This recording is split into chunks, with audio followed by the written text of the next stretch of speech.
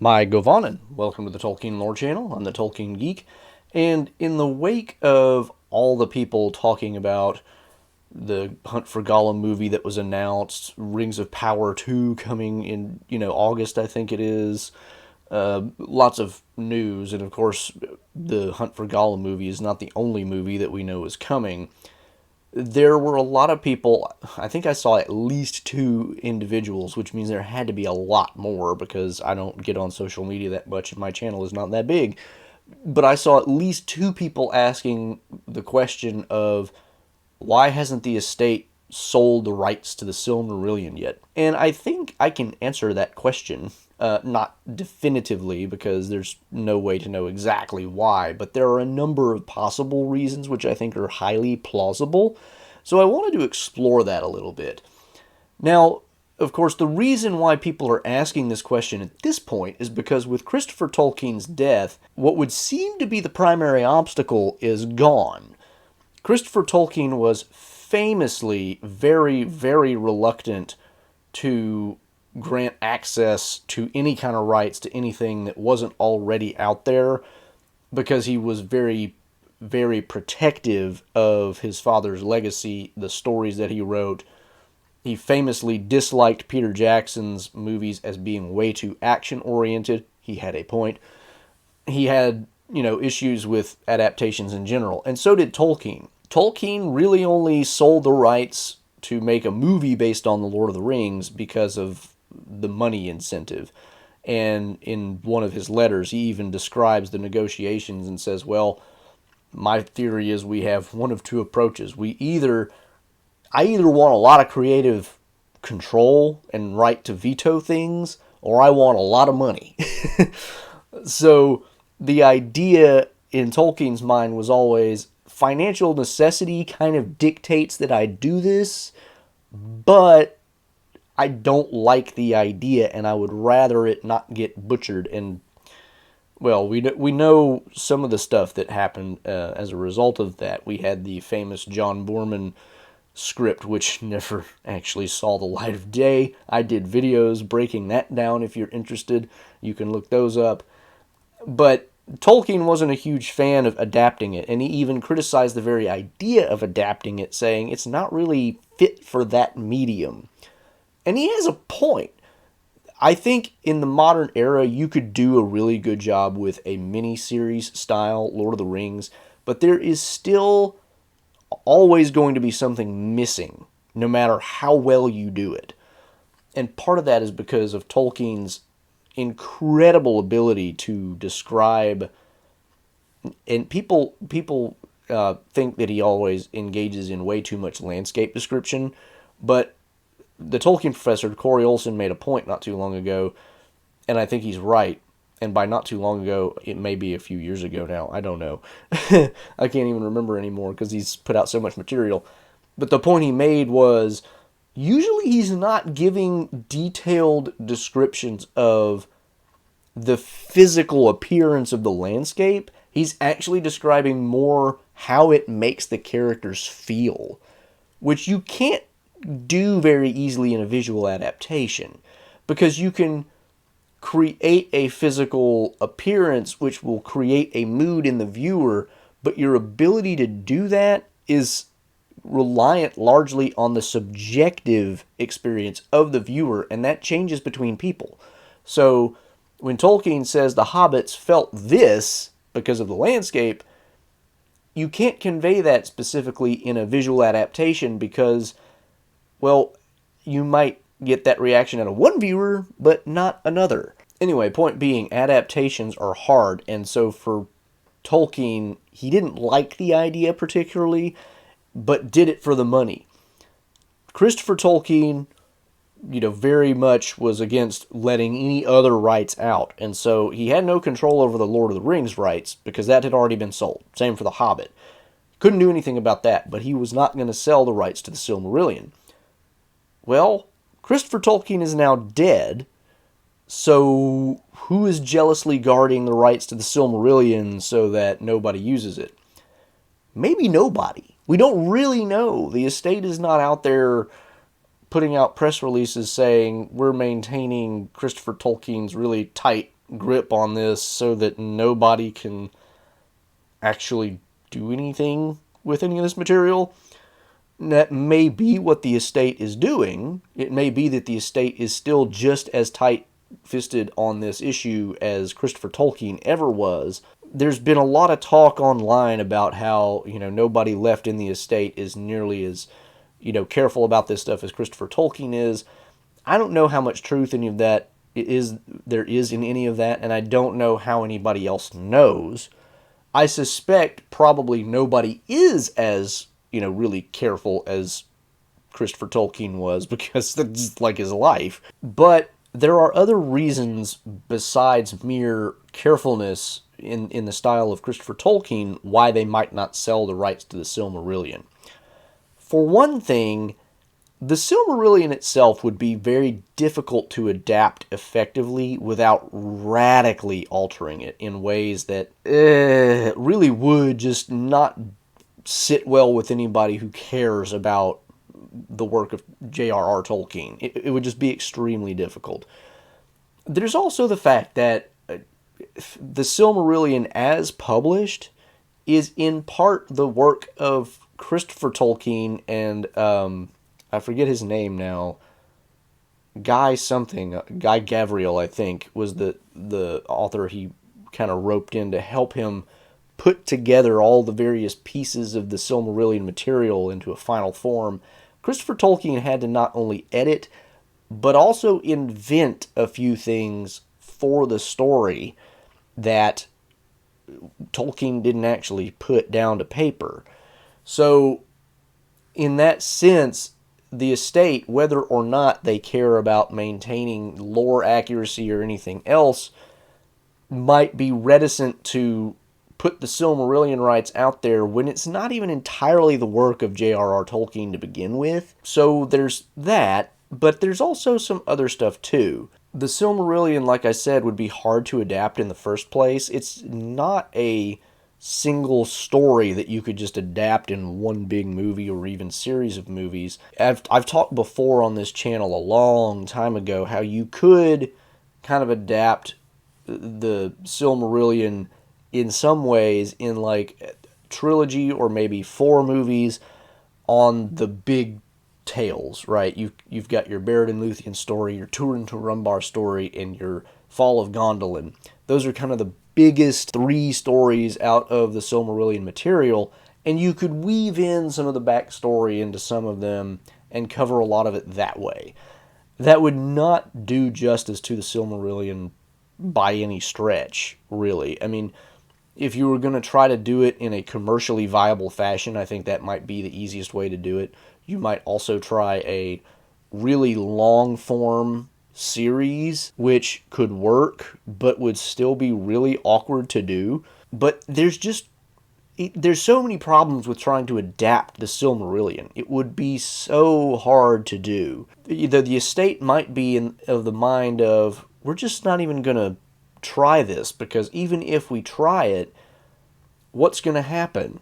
Somebody's going to take the rights to the Silmarillion. They're going to probably mangle it to the point that none of the real Tolkien fans want to watch it. And honestly, it's mostly the hardcore Tolkien fans who would be interested in an adaptation of the Silmarillion in the first place. So it's just not worth it.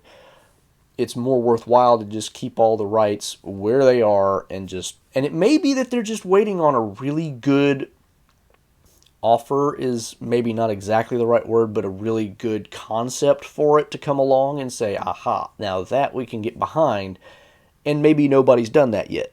Maybe they're just waiting for something like that. That is possible, but it's also possible that they're just like, nah, we're just not going to bother with that because it's impossible and nobody's ever going to do it right. Let's be honest, the fact that the Lord of the Rings turned out as well as it did is pretty lucky given the way Hollywood operates, and even it had a lot of failings on its own in terms of keeping to the spirit of what Tolkien really wanted in his stories. So it's just looking for somebody to actually do the Silmarillion justice would be incredibly hard. On the other hand, the Rings of Power, for all of its flaws, has proved that general audiences will go for a lot of things as long as there's a franchise name attached to it. Because the Rings of Power got a lot of views. Now, they did drop off, and it'll be interesting to see how that continues with Season 2. But it did show that there is potential commercial success in adapting stuff from the Lord of the Rings type material that is not just the main story that most people are familiar with. And so it is possible that there is commercial viability for a Silmarillion adaptation.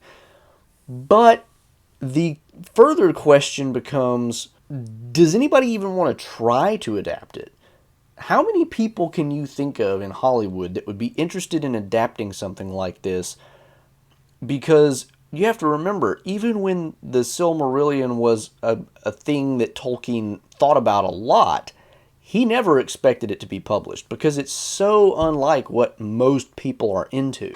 And not only that, but when he tried to finally kind of force the issue and get Allen and Unwin to publish the Silmarillion and the Lord of the Rings, they were like, okay, no, bye-bye. They just didn't want to do it.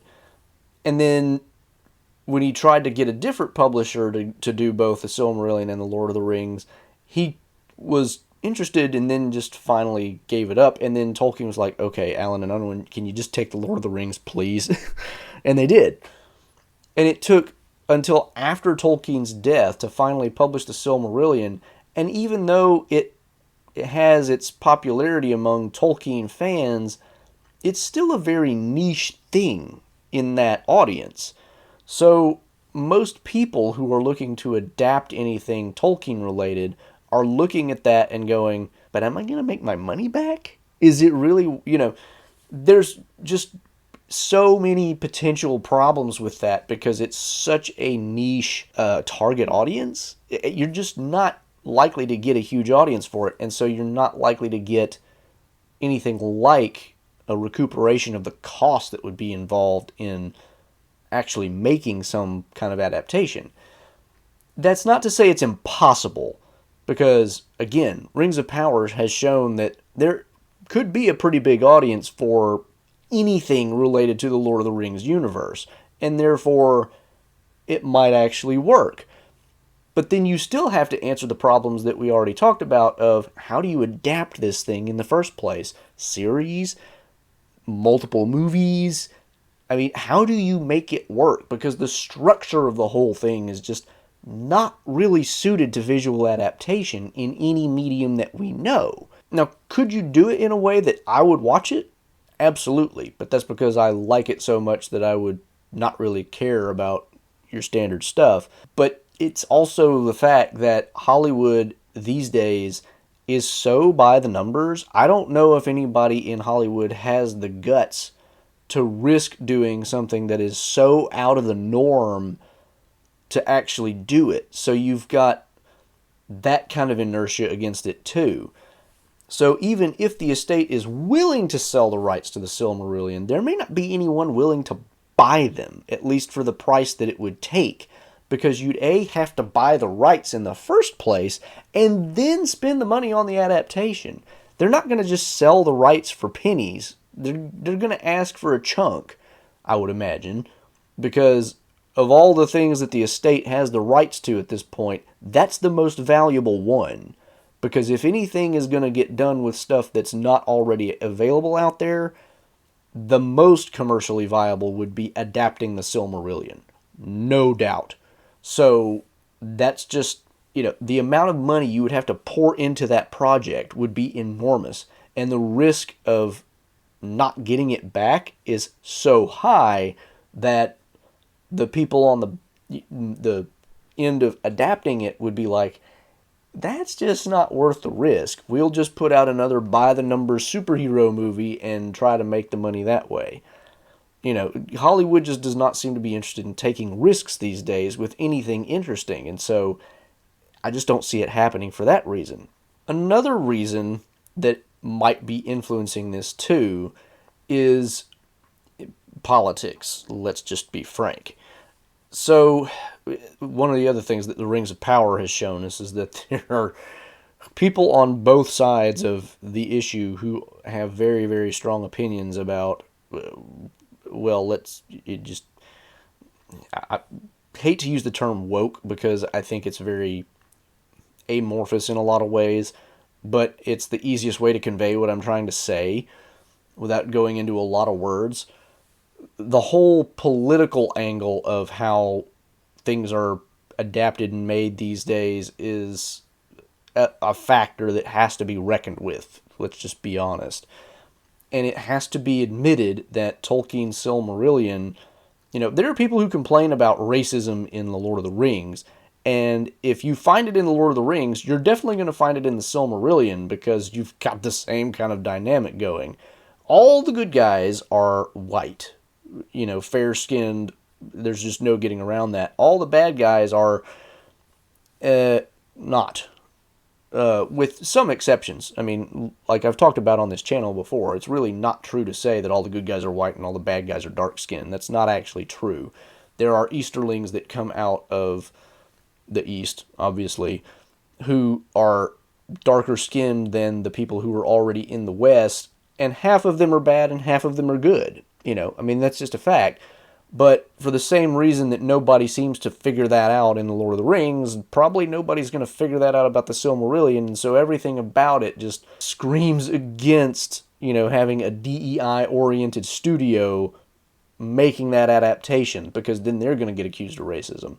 On the flip side, if they try to do a bunch of race swapping or anything like that, they're also going to get flack from all the people on the other side of that equation who are dead set against anything like that as being just woke agenda. Which, I disagree with both sides. So, like the Rings of Power, I didn't mind so much the race swapping type elements of it because you could tell that they weren't doing it just to, how do I put this? They weren't doing it in order to elevate black people per se. I think they were legitimately just colorblind casting for that series. And, you got Arondir as, is he Cuban? I forget exactly where he comes from now. But he's got some kind of Caribbean descent, if I remember correctly. But he looks black, African, and you've got him playing an elf, which of course doesn't match with any of Tolkien's description of any elf ever. But I don't think they did that because of, they're just trying to promote an agenda so much. Now, they probably do have DEI hiring policies. I'm sure they do. But it's not like the story in any way does anything to make him like some target of discrimination in a way that you could point to and say, aha, woke agenda. I don't think that's going on. Similarly, like Nori's mother is a black female, played by a black female, but you don't get the impression that Nori is supposed to be mixed race. She's like the most fair-skinned of all the Harfoots. So, like, it's just colorblind casting. They just put people in roles that they thought they would fit, and that's it. So, I don't think there was really an agenda going on there. Can I read anybody's mind? No. But again, you have to recognize that when a studio is looking at this, most of the studios have probably DEI policies at this point. Most of the movies being made fit this kind of pattern, and everybody has already seen what happened when Rings of Power did this, and you ended up with an absolute flame war over accusations of racism and accusations of woke agenda. Is it worth it for any studio to jump in the middle of that and get involved? Because no matter what they do, they're going to get accused of something. And that's just not helpful, especially because, you're going to get a lot of people who are the diehard Tolkien fans who just don't want to see changes to the race of the characters, because that is, let's be frank, there's an element of the fact that those descriptions are part of Tolkien's works, and people who want Tolkien in a pure way want to see their imagination of what those people look like. They don't want to see, like, for example, the Magic the Gathering, Aragorn is a black male. People who are wanting to see Tolkien's vision come to life on the screen want to see it as described in a lot of cases. Not everybody. Some people don't care. Like, I didn't particularly care that Disa was a black female or that Nori's mom was a black female. None of these things bothered me all that much. I would prefer it if it really matched up with what I think Tolkien was going for, just because I prefer accuracy, all of the things being equally, but it's not something that bothers me like, a non-white person is playing a white role, and that's horrible. No. I mean, like, if you're going to... Shakespeare plays were acted entirely by men who played women parts. Like, this is a thing that has happened in history for centuries. It's not that big a deal. So, I don't think it's that big of a deal, but a lot of people do. And so the studios looking at potentially doing something like this are probably weighing the effect of, well, if we do this, we're going to get accused of racism. But if we do this, we're going to get accused of being woke, whatever. And there's no winning that battle. Is so can we make our money back on top of the fact that it's already going to be hard to adapt in the first place? Why try? You can see why anybody even looking at the possibility of doing this might be thinking twice, thrice, 4 times about whether they even want to attempt it. And then the estate, like I said, we don't even know what their actual goals or reservations are for sure. We don't know if they're willing and just waiting. We don't know if they're just unwilling and just have basically told everybody, don't ask, we're not selling. It's just not happening. Because let's face it, the estate also has kind of a stake in that same battle. If the estate sells the rights to the Silmarillion to somebody who is going to make a show or movie which gets that much flack in a political sense, that doesn't benefit them other than the money they can bring in. And the money they can bring in, if they, if the success of it doesn't really pan out, that's not going to be a lot of money over the long term. And the estate is already doing plenty well. Like, the estate doesn't need a ton more money. So it's not like they were in J.R.R. Tolkien's shoes back when he sold the rights, and he did it because he really did need the money. He was, he never earned a ton of money in his lifetime. He had 4 kids, and, he was working as a professor. It's not exactly the highest paying job in the world, even at Oxford. So he needed the money for a lot of reasons. He was trying to raise 4 kids. That's not cheap. He was desperate for it. The estate is not. They've got no reason to jump into this big fat mess of, political name-calling and everything else. What would be the benefit? They would get more money, sure, but do they need it? Like, the massive success of Peter Jackson's Lord of the Rings and all the other stuff that's happened has brought in plenty of cash for the Tolkien estate. His kids are set to the extent that they're still living. Christopher, of course, is obviously not.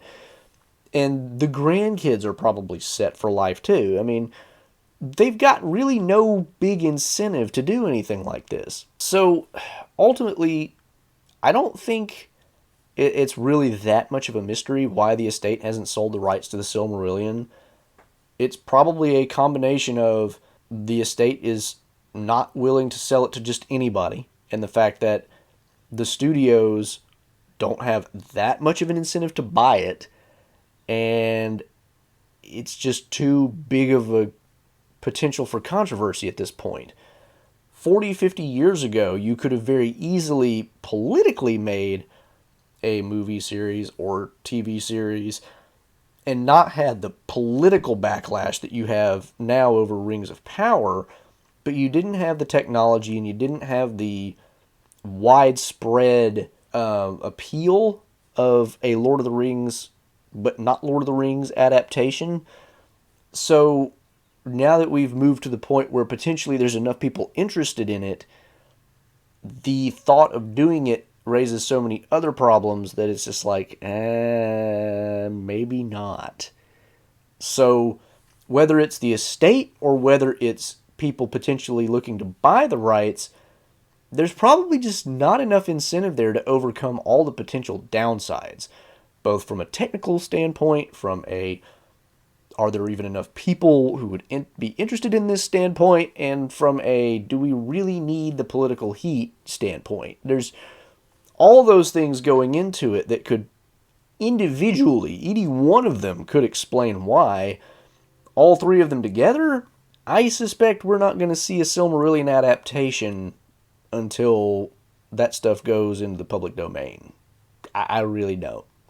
Uh, that's, I mean, and that's in some ways depressing because there are, I really truly believe, for instance, that The Children of Húrin would make a fantastic movie. If the only thing you adapted from the Silmarillion was that story, I think it would be worth it because that movie right there would be so good. The drama in it, the tragedy, everything about that is just screaming to be made into a movie, if you ask me.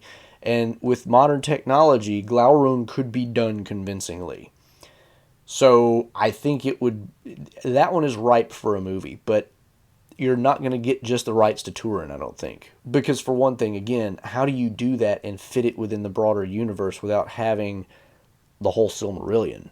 I mean, you have to explain so many things, like, why is this story happening? I mean, you don't actually have to. There are plenty of stories that just happen in fantasy or sci-fi universes that we don't get all the backstory, but when you're already working within the paradigm of a established